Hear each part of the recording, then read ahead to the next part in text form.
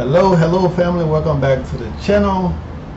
You are back with Retire in Rome. Guys, this is my other channel where I talk about any and everything that have to do with retirement. I even also do lives on this channel from time to time with my boys. Of course, we talk about a lot of crazy stuff, so of course this is why I have this other channel that just cover pretty much retirement, roaming the world, and doing whatever I do. Now, today I want to talk about something that is very important to me, something that just happened recently in my life, and of course that have changed my life, I believe, for the better.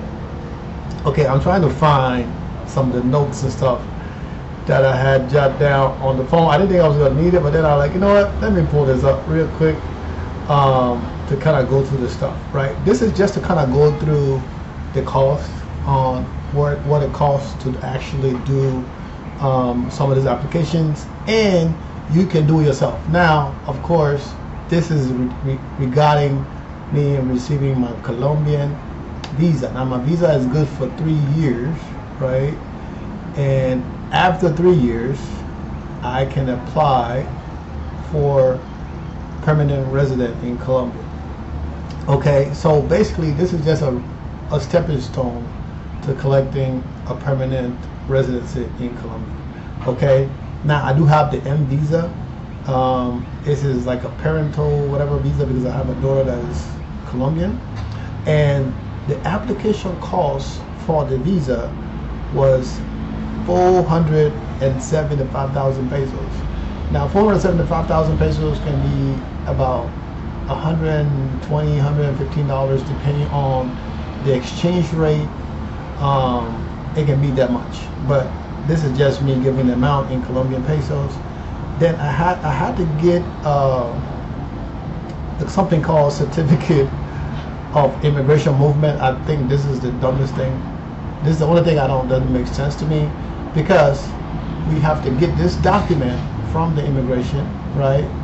And of course it don't cost much, it's less than 20 bucks. But the fact that you have to get this document, and for me, because when I did get this document, my lawyer had to put in a request because I was already out of the country, and they don't send you an email, you have to go physically pick this up. So I had to get a letter notarized, and I can a question, whatever they call it. I hope I'm saying the word right. I had to get a question, or whatever it is,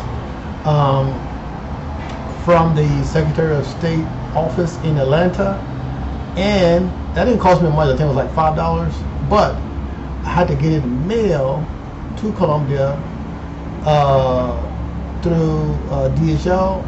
And that was about $100 and something, and luckily the guy that was there gave me a discount on some discount he had, and I ended up paying, I think it was like $85, $90.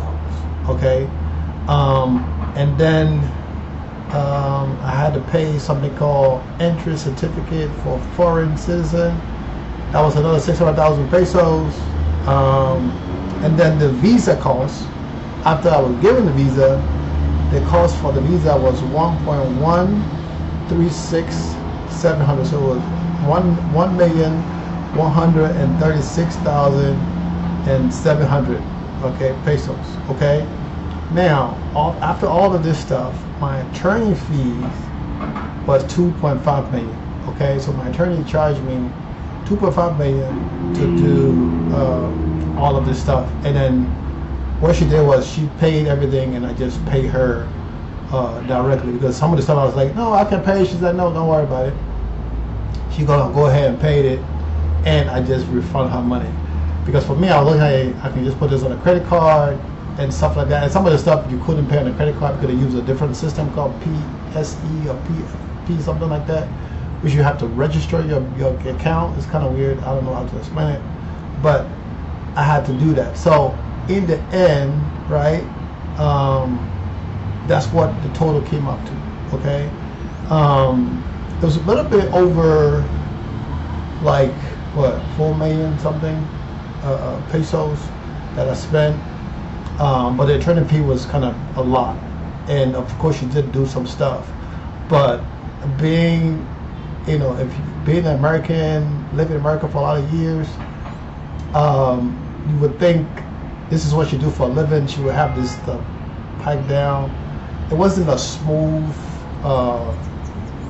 situation, and this is not only her. I've been dealing with multiple attorneys in Colombia, and you always have to tell them stuff, remind them stuff, or But maybe there's other lawyers out there that more, how would I say, more up to the standard that we used to live in the States.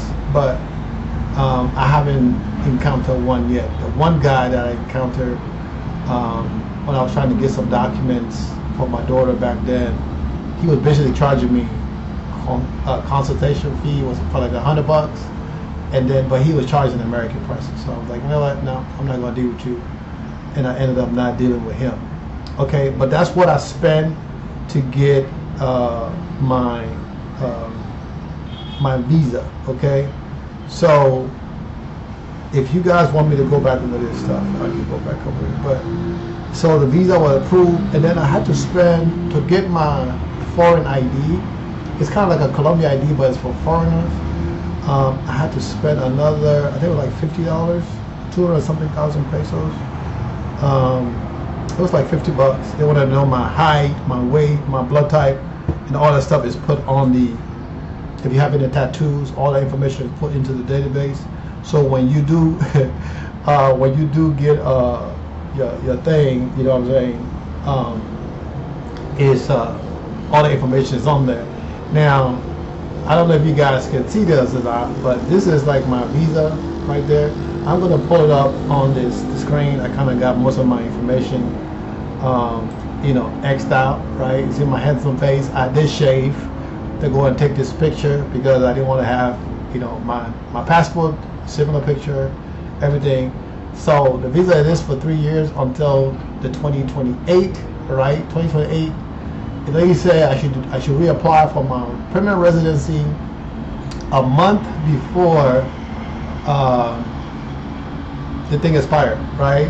And I was talking to one of my friends who also live in Colombia. He's like, man, yeah, do a couple months before, so that way you have time, because it takes time. I actually got a paper ID. This is just a visa. It's an electronic visa, so every time I come into Colombia, I have to show this to immigration.